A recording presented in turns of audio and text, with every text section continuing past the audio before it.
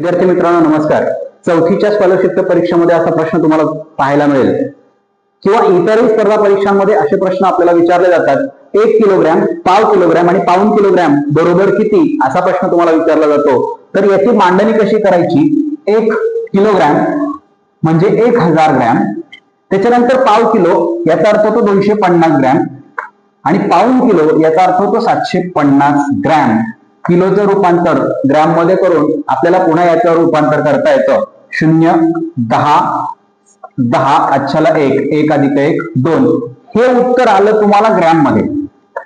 पर्यायामध्ये जर ग्रॅमची उत्तरं असतील तर 2000 ग्रॅम सांगायचं आणि पर्यायामध्ये जर किलोग्रॅमची उत्तरं असतील तर या 2000 ला आपण काय करायचं? पुन्हा 1000 ने भाग द्यायचा, कारण एका किलोचे 1000 ग्रॅम होतात.